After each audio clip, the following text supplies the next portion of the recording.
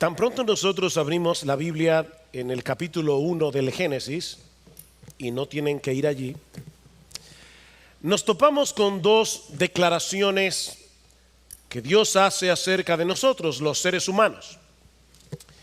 La primera es que nosotros fuimos creados a imagen y semejanza de Dios. Dice en Génesis capítulo 1, los versículos 26 al 27. Eso es lo que hace del hombre un ser distinto al resto de los seres vivos que pueblan este planeta.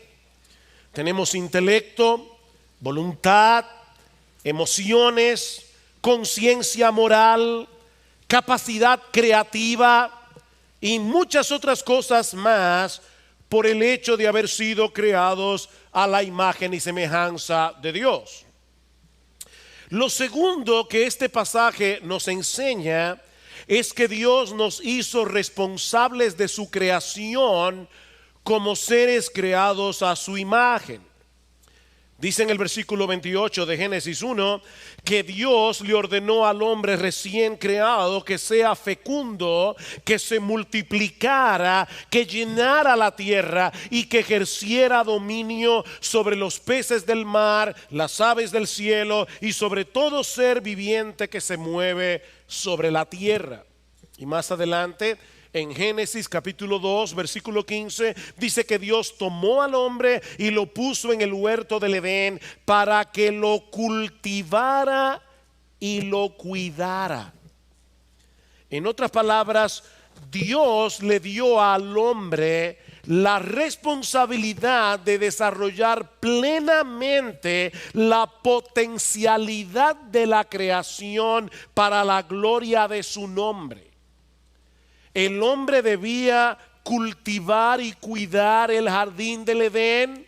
Y más aún, mis hermanos, el hombre debía extender este jardín por medio de su trabajo hasta cubrir todo el planeta, haciendo un buen uso de los recursos que Dios le había dado.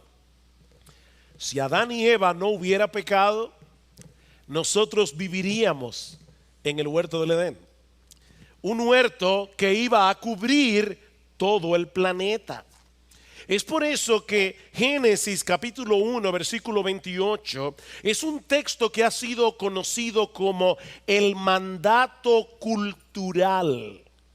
El mandato cultural. Esa es una palabra que encierra la idea de cultivar y que incluye todo tipo de actividad humana que contribuya al desarrollo y al florecimiento de la sociedad. El mandato cultural incluye el arte, el desarrollo de la agricultura, la ciencia, la economía, la tecnología, la política, las estructuras sociales, la buena comida.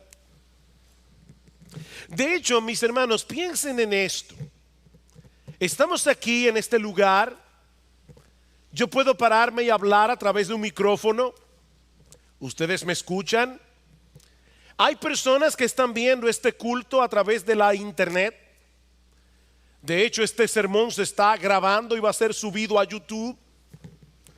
Y muchas personas, yo espero, ¿verdad?, que se puedan beneficiar de la predicación de la palabra. ¿Saben qué es todo eso, hermanos? El mandato cultural. Hay personas que por el mandato cultural, aún personas que no conocen al Señor, han inventado todas estas cosas, incluyendo el aire acondicionado, para que nosotros podamos sentarnos hoy aquí cómodamente y adorar a nuestro Dios.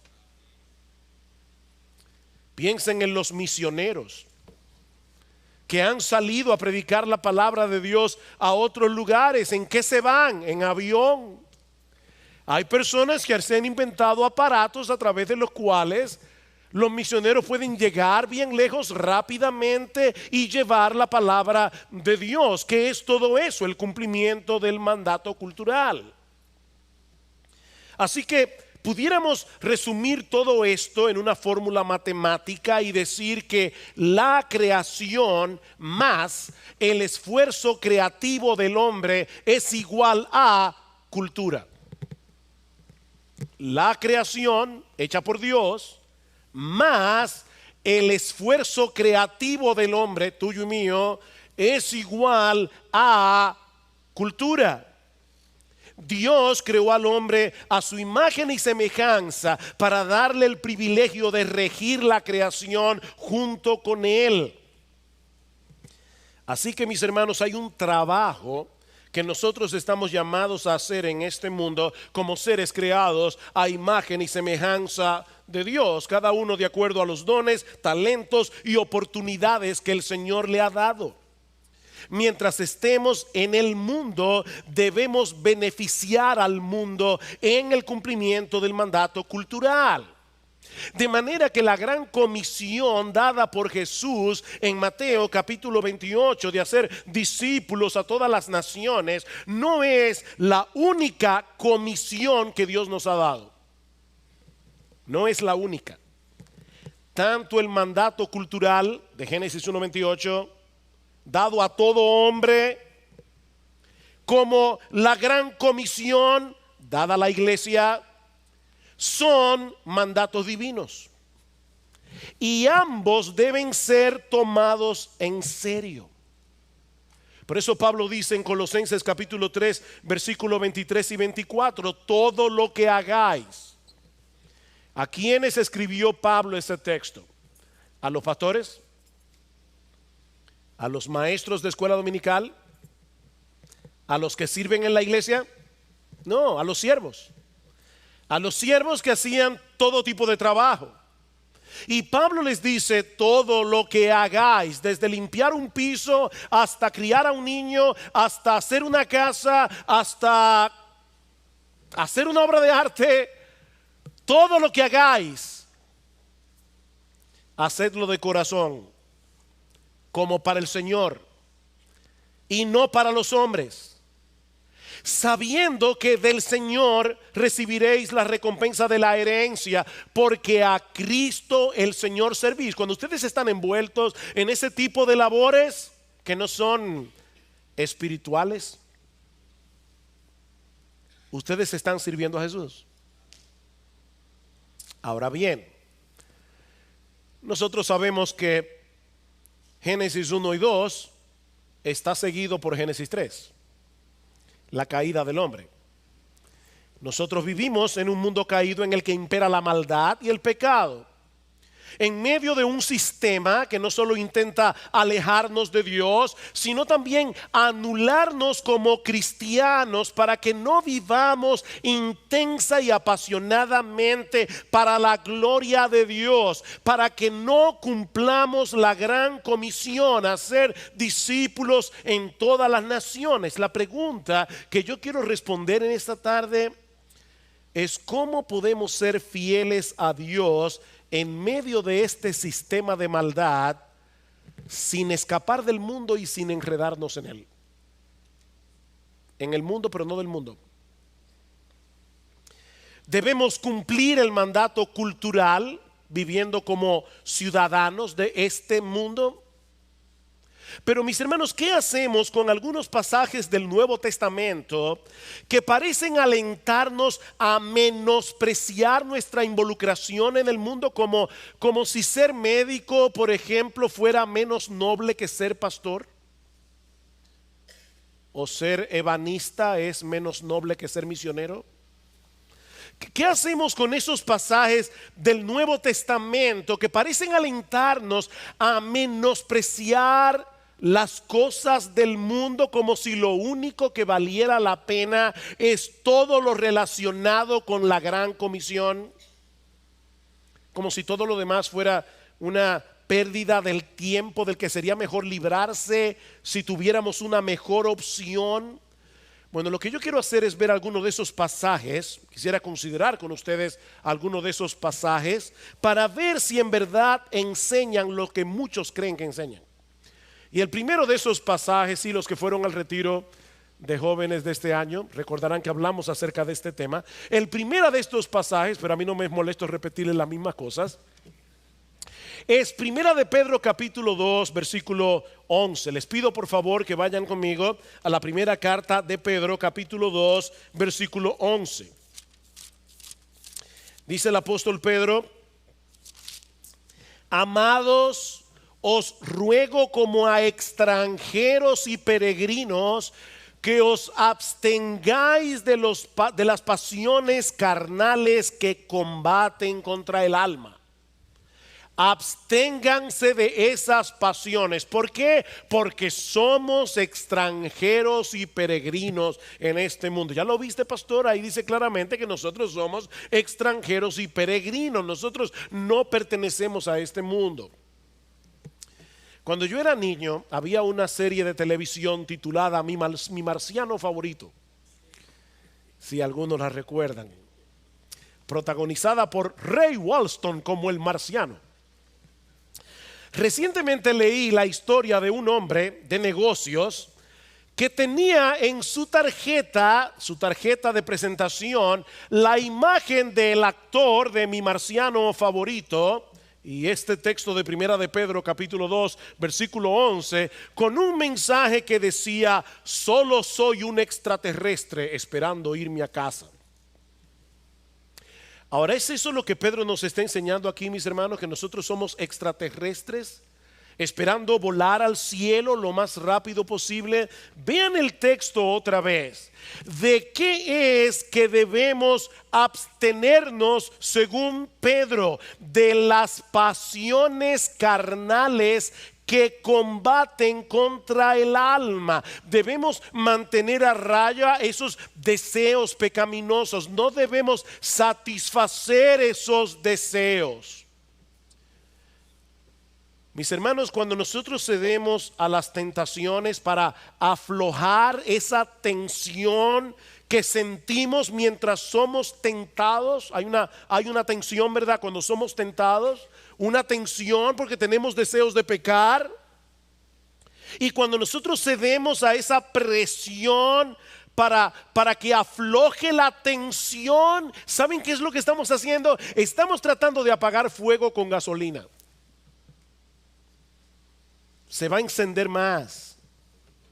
Es en ese contexto que Pedro describe a los creyentes aquí como extranjeros y peregrinos. Los cristianos somos distintos a las personas que todavía pertenecen a ese sistema de maldad que el Nuevo Testamento señala como el mundo. De manera que aunque vivimos en este mundo físico, no somos del mundo en el sentido espiritual.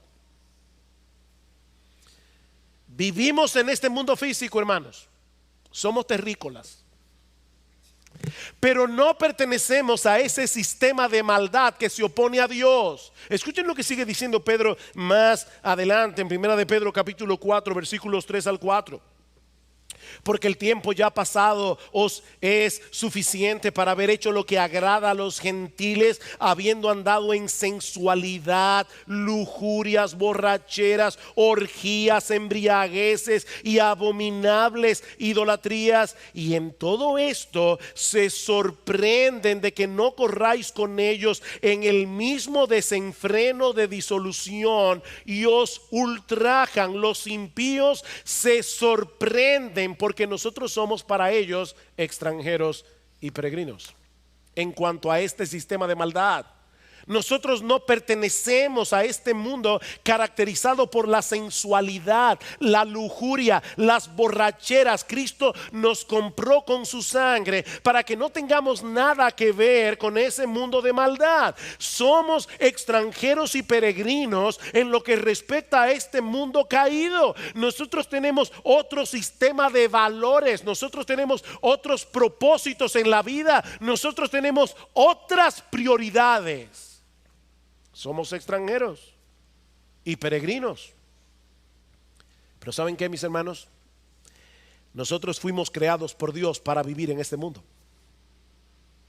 Y por lo tanto, no solo debemos ocuparnos en cosas que son de este mundo, sino que también podemos disfrutar legítimamente de las cosas disfrutables de este mundo. Pablo dice en 1 Timoteo capítulo 6 versículo 17: a los ricos de este siglo mándales que no sean altivos, que no pongan su confianza en las riquezas, las cuales son inciertas, sino en el Dios vivo, que nos da todas las cosas en abundancia, para que las pongamos en un museo y las contemplemos allí detrás de un cristal. No. ¿Para qué Dios nos da las cosas? Para que las disfrutemos. Dios nos da las cosas para que las disfrutemos. Mis hermanos, en ese sentido, repito, nosotros somos tan terrícolas como todos los demás. Necesitamos el oxígeno de este mundo, necesitamos la comida de este mundo, necesitamos la ropa de este mundo. Somos terrícolas, no extraterrestres. Vivimos aquí y viviremos aquí eternamente en esta tierra renovada. Vayan conmigo al Salmo 37. Salmo 37. Mis hermanos, ¿dónde pasaremos la eternidad? Como decíamos el otro día en otro sermón, viviendo, saltando de nube en nube, ¿dónde viviremos? ¿Dónde pasaremos la eternidad? Lean el Salmo 37, versículo 9, dice: porque los malhechores serán exterminados, mas los que esperan en el Señor poseerán la tierra. Versículo 11: mas los humildes poseerán la tierra y se deleitará en abundante prosperidad. Versículo 22: porque los que son bendecidos por el Señor poseerán la tierra, pero los maldecidos por él serán exterminados. Versículo 29: los justos poseerán la tierra y para siempre morarán en ella. Versículo 34: espera en el Señor, guarda su camino y él te exaltará para que poseas la tierra. ¿Te queda alguna duda? Vivimos aquí y aquí viviremos eternamente en la nueva tierra creada por el Señor. Y ahora yo te pregunto, mi amado hermano, ¿es evidente para las personas que te rodean mientras tú vives tu vida normal en este mundo que tú eres distinto? ¿La gente se da cuenta de eso? ¿Que tú eres distinto? Por las cosas que valoras, por las cosas que tomas en cuenta a la hora de tomar decisiones. La gente ve claramente que hay cosas que son importantes para ti. Hay personas que se van a mudar a cierto lugar y lo primero que averiguan es si hay una buena iglesia allí donde pueda congregarse con su familia, donde hay pastores fieles que puedan pastorear su alma. Eso es tener prioridades correctas. Las personas se dan cuenta de eso, que tú eres distinto por las cosas que evitas, que tú eres distinto por las cosas que dominan tu conversación, que tú eres distinto por la forma como te diviertes, por la forma como tú usas tu tiempo libre ahora que estamos de vacaciones. Yo no estoy de vacaciones, pero los jóvenes están de vacaciones del colegio. Es obvio que tú estás tratando de mantener a raya los deseos carnales que batallan contra tu alma. Te avergüenzas cuando eres vencido por esos deseos. Vienes a Cristo de nuevo en arrepentimiento y fe, aplicándote el evangelio cada día. ¿O has llegado a un punto tal de frialdad espiritual que ya ni siquiera puedes discernir que has sido vencido por esos deseos? Otro de esos textos del Nuevo Testamento es Colosenses capítulo 3, versículos 1 y 2. Colosenses capítulo 3, versículos 1 y 2. Recuerden mi premisa, hermanos. Somos terrícolas. Vivimos en este mundo, pero no somos del mundo. En un sentido somos de aquí, en otro sentido no somos de aquí. Dice Colosenses capítulo 3 versículos 1 y 2: si habéis pues resucitado con Cristo, buscad las cosas de arriba, donde está Cristo sentado a la diestra de Dios. Poned la mira en las cosas de arriba, no en las de la tierra. Hay personas que leen ese versículo y dicen: para poder ser más espiritual, debemos gastar el menor tiempo posible en las cosas de esta tierra. Por eso yo no juego basquetbol. Por eso yo no hago ninguna otra cosa que no sea en mi tiempo libre predicar el evangelio, leer la Biblia, orar, discipular a un hermano. Bueno, puede ser jugar basquetbol o cualquier otra cosa. Los creyentes debemos tener mucho cuidado en la forma como usamos nuestro tiempo, de manera que las actividades que hacemos aquí no interfieran con nuestra lectura bíblica, no interfieran con nuestro tiempo de oración, con el hecho de compartir con otros la fe que tenemos en Cristo. La pregunta ¿es de eso que Pablo está hablando aquí cuando dice, poned la mira en las cosas de arriba, no en las de la tierra? Yo no creo eso. Miren el contexto. En unos versículos anteriores, antes de dar esta advertencia, el apóstol Pablo está condenando el ascetismo al final del capítulo 2. ¿Y qué es el ascetismo? La doctrina que enseña que nosotros debemos privarnos de ciertos placeres y comodidades y llevar una vida rigurosa si queremos crecer espiritualmente. Esta palabra proviene del griego askesis, que significa ejercicio o entrenamiento. El ascetismo promueve una vida de privaciones para llegar a ser más piadosos. No sé quién fue que mencionó, creo que fue Sigfrido que mencionó la semana pasada ese refrán que dicen los norteamericanos, no pain, no gain. Si no hay sufrimiento, no hay ganancia, en este caso espiritual. La idea es que en la medida en que nosotros debilitamos el cuerpo, absteniéndonos de comidas, bebidas, descanso, en esa misma medida fortalecemos el alma y al mismo tiempo ganamos el favor de Dios. Pero mis hermanos, esa idea es totalmente contraria al evangelio. Escuchen lo que dice Pablo en Colosenses capítulo 2, versículo 20. Si habéis muerto con Cristo a los principios elementales del mundo, ¿por qué como si aún vivieran en el mundo os sometéis a preceptos tales como no manipules, no gustes, no toques? Todos los cuales se refieren a cosas destinadas a perecer con el uso, según los preceptos y enseñanzas de los hombres. Tales cosas tienen a la verdad la apariencia de sabiduría en una religión humana, en la humillación de sí mismos y en el trato severo del cuerpo, pero carecen de valor alguno contra los apetitos de la carne. Y es inmediatamente después de esas palabras que Pablo nos exhorta a buscar las cosas de arriba, no las de la tierra.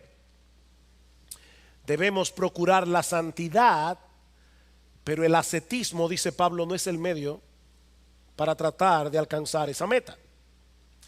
¿Qué son entonces esas cosas de la tierra en la que no debemos poner nuestros ojos? Padres, déjenme hacerles una pregunta. ¿Sus hijos son de la tierra?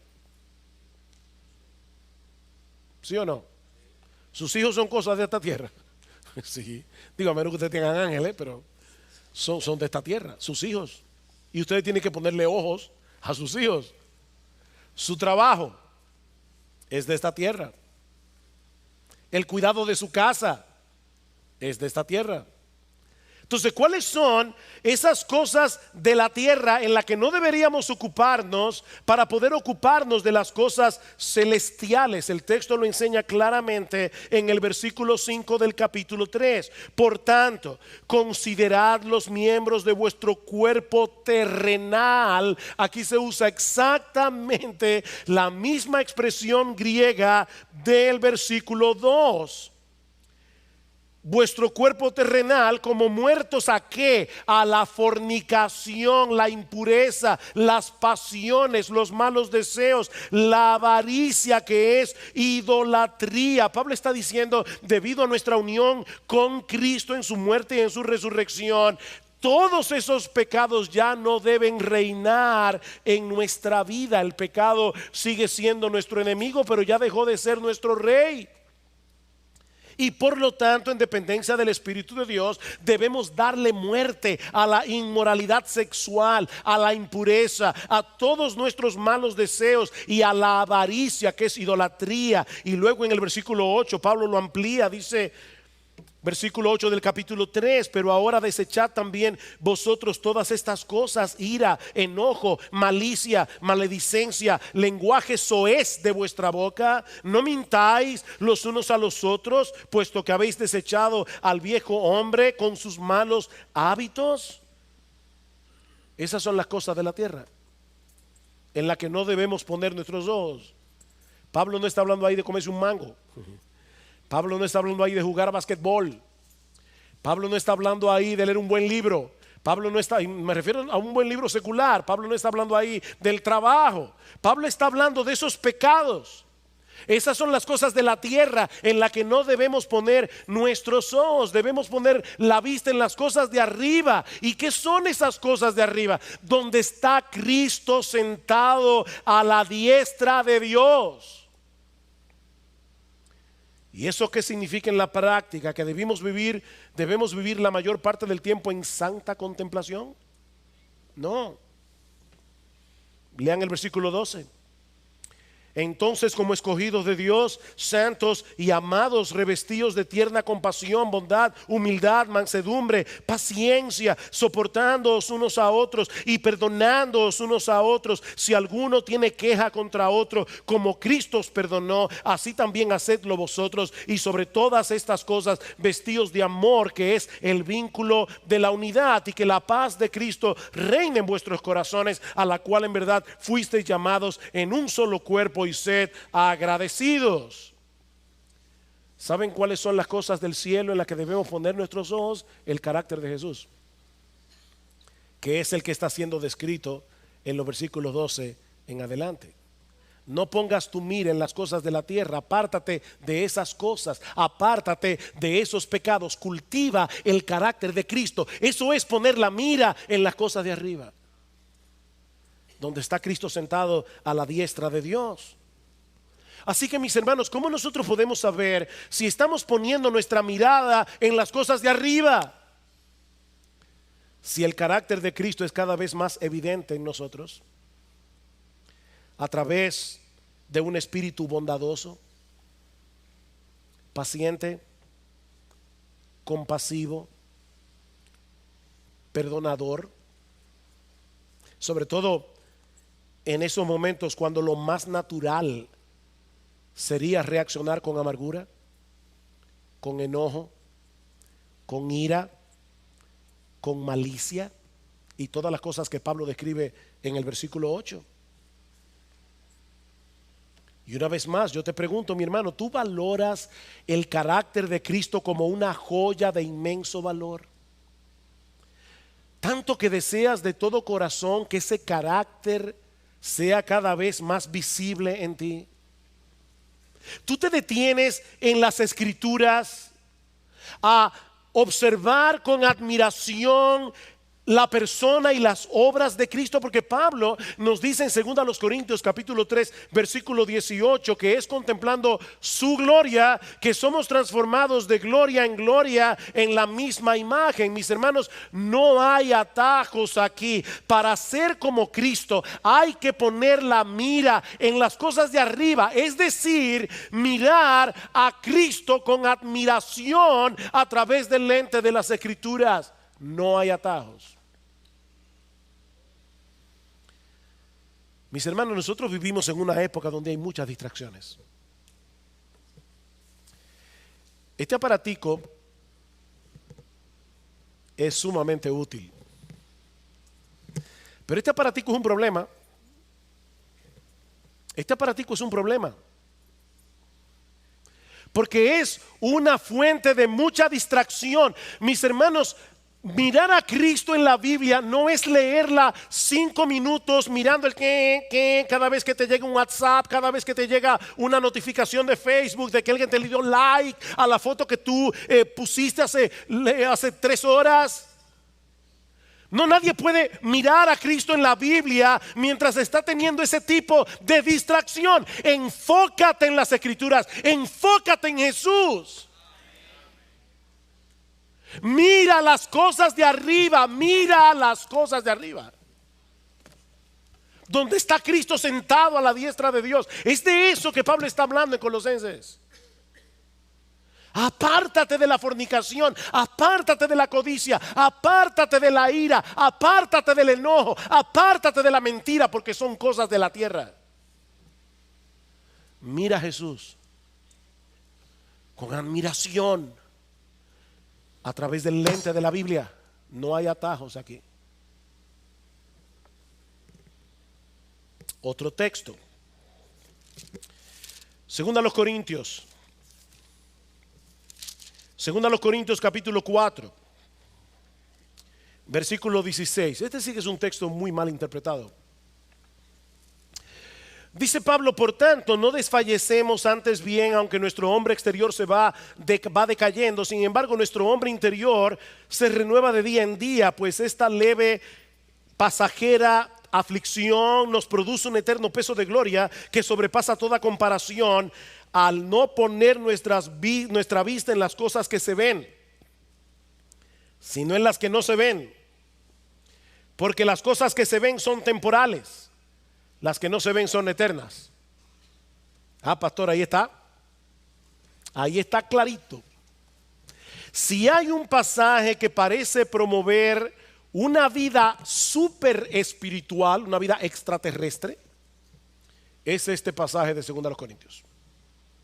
Pablo nos dice claramente en el versículo 18 que no debemos fijar la vista en las cosas que se ven, sino en las que no se ven.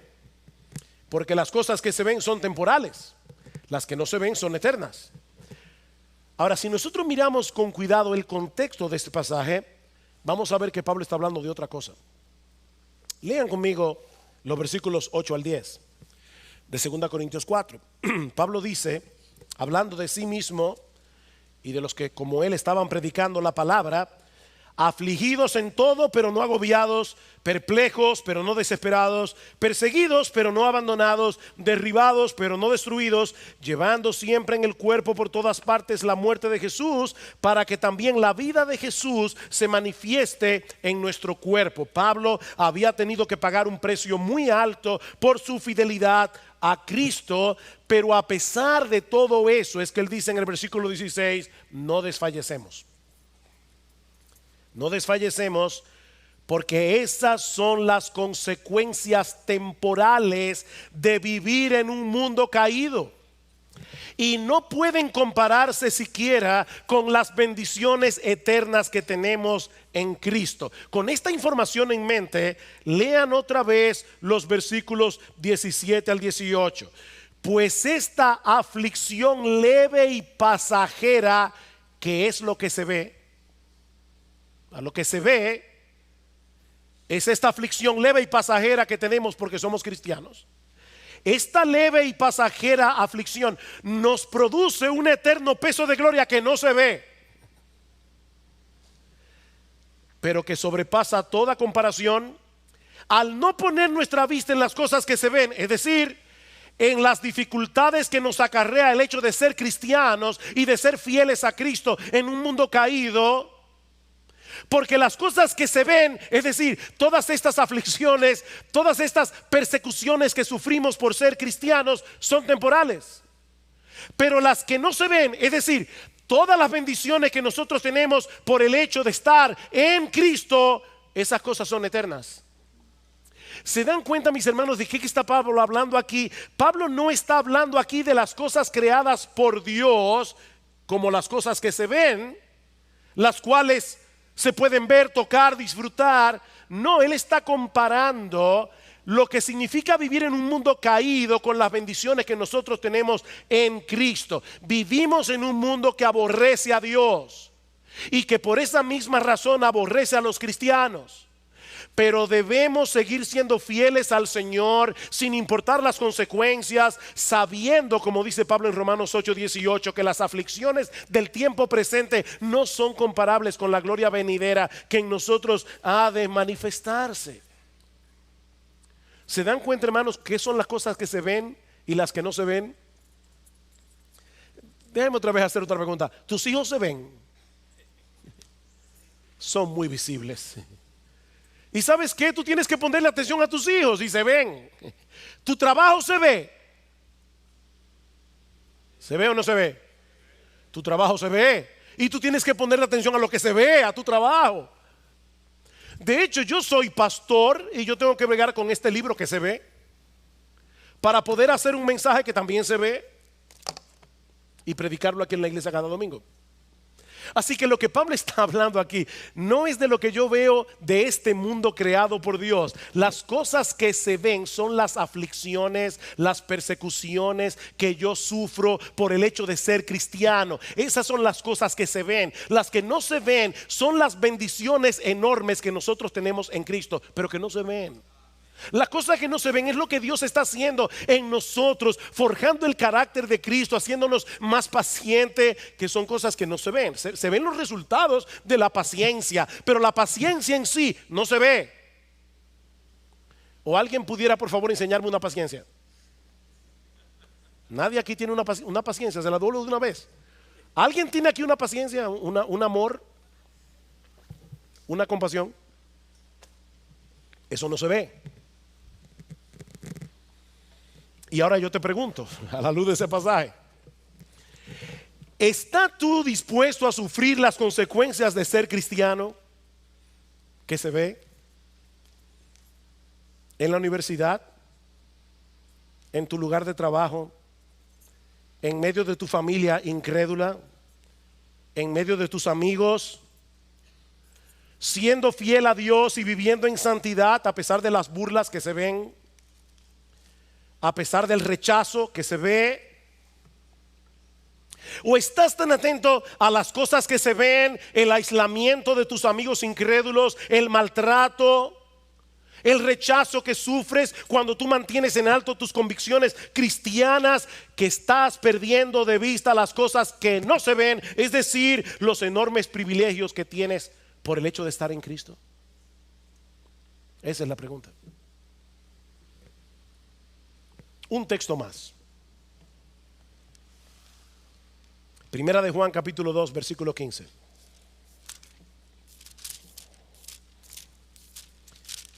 De paso, hermano, yo espero que hayan podido ver cuán importante es leer cada texto en su contexto.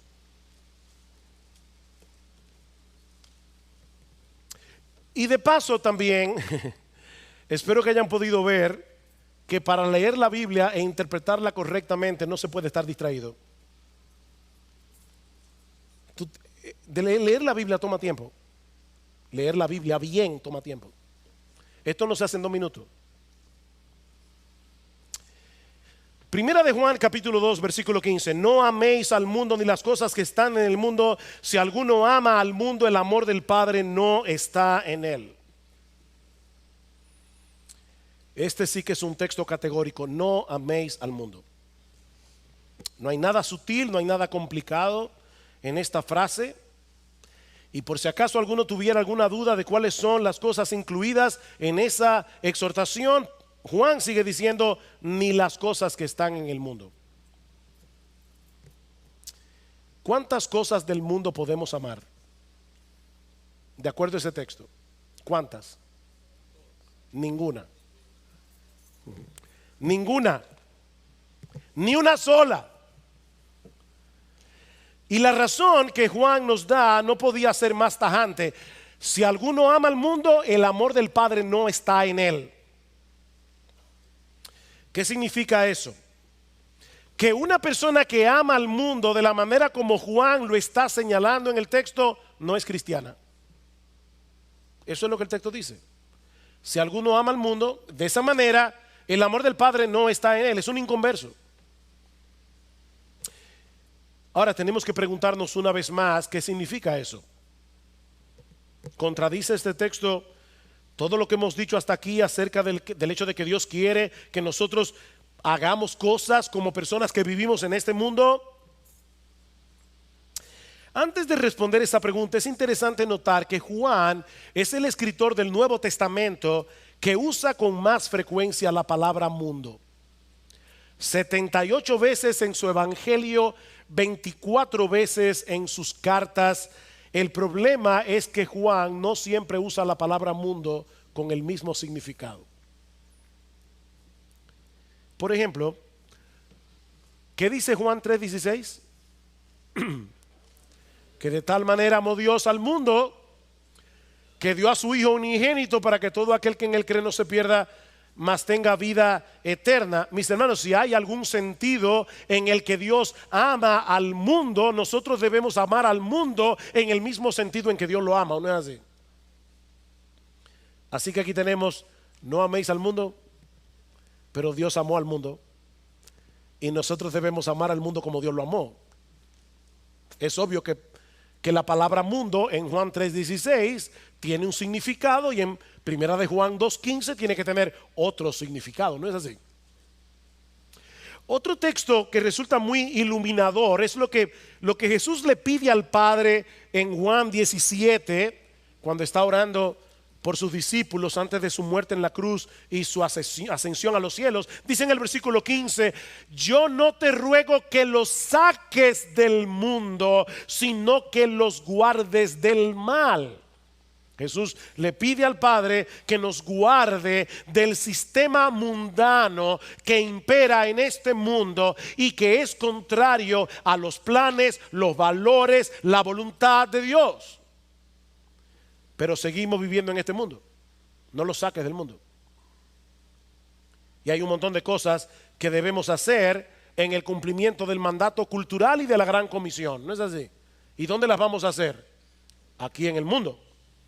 Con esto en mente, volvamos otra vez a Primera de Juan capítulo 2 versículo 15. ¿Qué son esas cosas del mundo que no debemos amar? Juan es bien claro, y voy a leer el texto en la Reina Valera del 60. Porque todo lo que hay en el mundo, Juan, ¿qué es eso?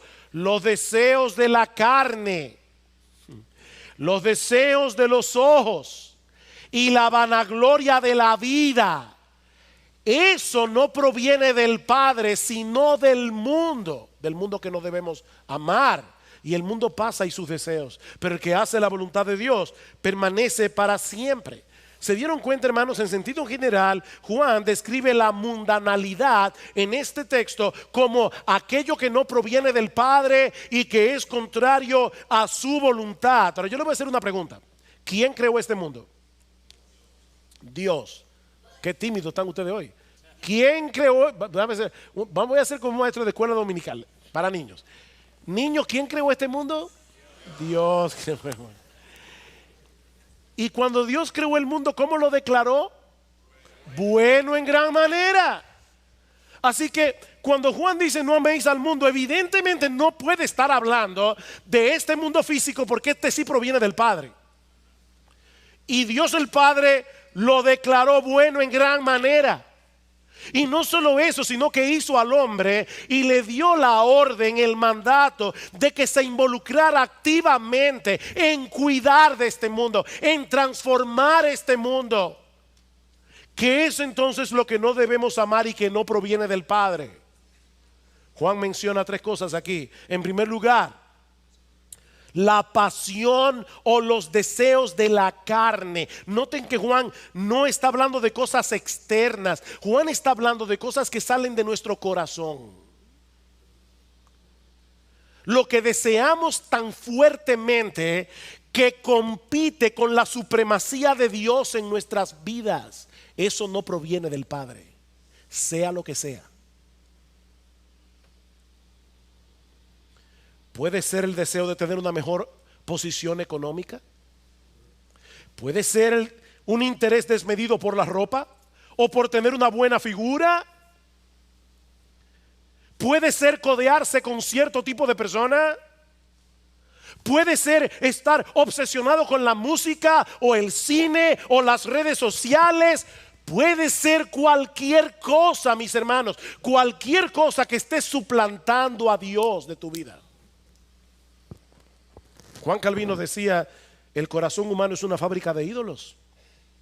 Y si no nos mantenemos en guardia, cualquier cosa legítima de este mundo puede convertirse en un deseo desmedido que compita con tu fidelidad a Dios. Cuando te ves a ti mismo rebajando tus estándares de santidad para poder tener eso que tú quieres tener o para hacer eso que tú quieres hacer, eso es mundanalidad. Cuando estás dedicando tanto tiempo a esas cosas, que estás descuidando tu relación con Dios, estás descuidando tu lectura bíblica, la lectura de buenos libros cristianos, tu vida de oración, tus responsabilidades con tu familia, tu cónyuge, tus hijos, cuando estás descuidando tu servicio en la iglesia de acuerdo a los dones y posibilidades que Dios te ha dado, eso es mundanalidad. Juan menciona en segundo lugar las pasiones o los deseos de los ojos. La vista es una bendición de Dios, es un regalo de Dios. Pero los ojos son también una ventana que nos permite codiciar, ser cautivado por cosas que son contrarias al carácter santo de Dios. Por eso Juan no está hablando solo de los ojos, sino de los deseos de los ojos. ¿Se dieron cuenta? Los deseos de los ojos, los deseos que entran por los ojos, aquellas cosas que vemos y que levanta la codicia del corazón, los deseos de los ojos, el deseo de tener lo que no debemos tener, o el deseo de tener lo que Dios en su voluntad definitivamente no ha querido que tengamos. Y puede ser legítimo, pero Dios no ha querido que lo tengamos. Los deseos de los ojos. Y finalmente Juan menciona la arrogancia o la vanagloria de la vida. La arrogancia o la vanagloria de la vida. Enorgullecerte de tus logros, de tus talentos, de tus habilidades, incluso de tu crecimiento espiritual, como si ninguna de esas cosas fueran un reflejo de la obra de la gracia de Dios en ti. ¿Qué tú tienes que tú no hayas recibido? Y si lo recibiste, ¿por qué te glorías como si no lo hubieras recibido? Primera de Corintios capítulo 4 versículo 7. Eso es mundanalidad. Cuando haces las cosas para llamar la atención sobre ti, eso es mundanalidad. Cuando quieres que la gente te note, no quieres pasar desapercibido, eso es mundanalidad. Mis hermanos, ese afán de publicar un montón de fotos tuyas en las redes sociales puede estar revelando, oye lo que estoy diciendo, puede estar revelando un corazón que desea ser el centro de atención. Y si eso es así, eso es mundanalidad. ¿Por qué una mujer cristiana se atreve a usar una ropa ajustada al cuerpo o demasiado corta o demasiado escotada, a pesar de que la Biblia dice claramente que las mujeres deben vestirse con modestia? ¿Por qué? Las razones pueden ser muchas. Deseo de llamar la atención, de estar a la última moda sin importarte que otros puedan tropezar debido a tu vestimenta. Puede ser falta de intencionalidad en mostrar el carácter de Cristo. Una mujer cristiana debe pararse frente al espejo y decir intencionalmente: ¿yo puedo mostrar a Cristo con esta ropa? Pero sea lo que sea, eso no proviene del Padre, eso proviene del mundo. Eso es mundanalidad. Tratar de hacer las cosas en nuestras propias fuerzas sin depender de Dios en oración, eso es mundanalidad. ¿Han pensado en eso? De hecho, esa es una de las características más sobresalientes de las personas del mundo, su independencia de Dios. ¿No es así? Su autonomía. Eso es mundanalidad. Cuando puedes disfrutar lo que Dios aborrece, cuando puedes estar en contextos en los que tu espíritu debería sentirse contristado por todo lo que está sucediendo a tu alrededor, pero te sientes a gusto en esos lugares y aún escogiste voluntariamente estar allí cuando podías y debías haberlo evitado, Eso es mundanalidad. ¿Se dan cuenta, mis hermanos, que el Nuevo Testamento no está hablando de nuestra involucración en el mundo? Nosotros somos personas que estamos en el mundo, pero al mismo tiempo no somos del mundo. Esa es la tensión. Lamentablemente no podemos seguir ampliando este punto por falta de tiempo, pero yo espero que el Señor me haya podido demostrar que la Biblia no nos exhorta a tratar de escapar literalmente del mundo, sino más bien a guardarnos de la malignidad de este mundo. La Biblia nos exhorta a colocar a Dios en el tope de nuestras prioridades, de tal manera que ninguna cosa de este mundo compita con nuestro deleite en Él. Que todas las cosas legítimas y disfrutables de este mundo podamos disfrutarla en comunión con Él y con gratitud hacia Él, como dice Pablo en Colosenses capítulo 3 versículo 17. Todo lo que hacéis, sea de palabra o de hecho, hacedlo todo en el nombre del Señor Jesús, dando gracias a Dios Padre por medio de Él. Mira, mi hermano, si tú no puedes darle gracias a Dios por eso que vas a hacer, no lo hagas. Si no puedes darle gracias a Dios, no lo hagas. Porque aquí dice, todo lo que hagáis, dadle gracias a Dios Padre. Podemos disfrutar de aquellas cosas creadas por el hombre en el cumplimiento del mandato cultural, pero al hacerlo no podemos olvidar que vivimos en un mundo caído y por lo tanto que debemos mantenernos bien alertas contra todo aquello que pueda hacernos causa de pecado. Mi hermano, sácate el ojo y córtate la mano si es necesario. Lo que Dios desea para nosotros no es que vivamos como monjes, apartados literalmente de la sociedad. No, Dios quiere que nos involucremos haciendo el bien, sirviendo a otros a través de nuestra vocación, de nuestras buenas obras. Aún Dios quiere que nosotros podamos disfrutar de las cosas legítimamente disfrutables de este mundo. Dios quiere eso. Así que, mi hermano, no se trata de escoger entre Dios y la creación.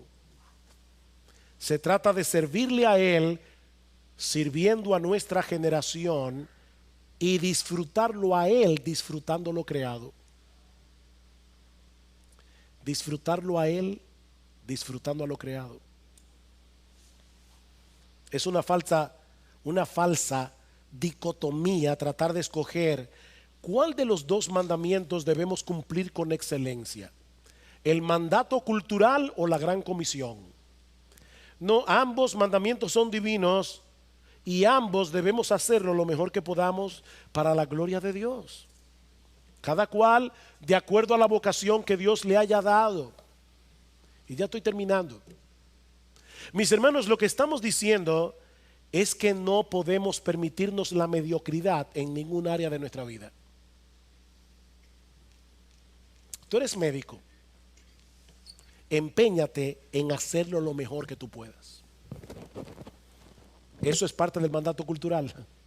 Hazlo lo mejor que tú puedas. Empéñate en ser el mejor médico.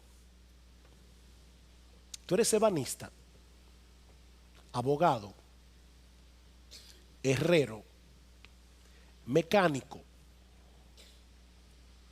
¿Qué dice Pablo en Colosenses capítulo 3? Todo lo que hagáis, hacedlo de corazón, como para el Señor y no para los hombres. Mi hermana, tú eres ama de casa. Tú tienes un trabajo. Si tú eres ama de casa, tú tienes un trabajo y debes hacerlo bien. Debes hacerlo con responsabilidad. Debes hacerlo para la gloria de Dios. Pero no olvides que también eres cristiano.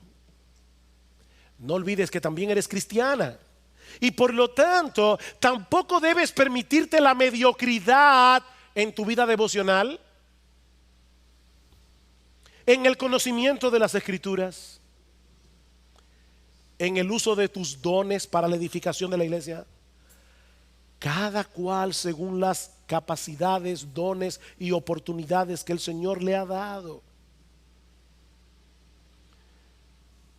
No seas mediocre en ningún área de tu vida. Me preocupa, hermanos, me preocupa ver, sobre todo jóvenes, permítanme que les hable a ustedes esta noche. Jóvenes, me refiero a jóvenes. Timoteo era joven a los 40 años.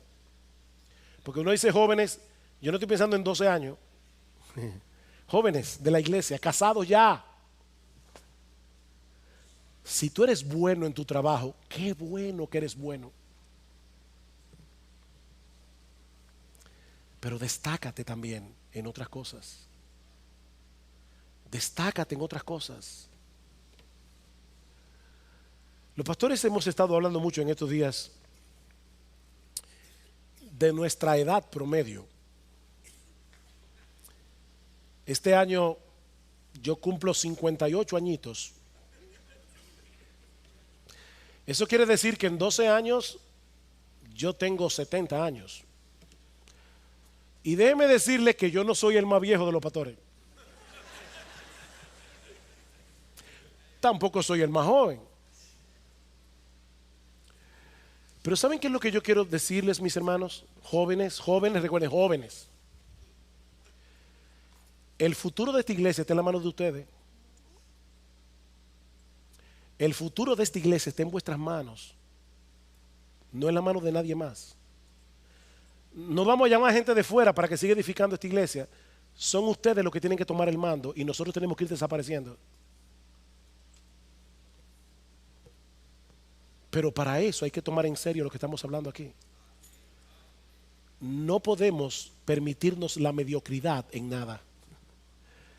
No, nosotros no queremos que tú seas un profesional mediocre, de ninguna manera. Lo que no queremos es que tú seas un cristiano mediocre, un miembro de la iglesia mediocre. Es que tú no puedes permitirte la mediocridad. ¿Sabes por qué? Porque Cristo te compró enteramente para Él. Él no compró parte de ti, Él te compró entero. Para que tú vivas para su gloria, para que tú vivas para Él. Entonces aquí no estamos promoviendo una falsa dicotomía entre el mandato cultural y la gran comisión. Ambos son mandatos de Dios. Hagamos bien ambas cosas para la gloria de su santo nombre.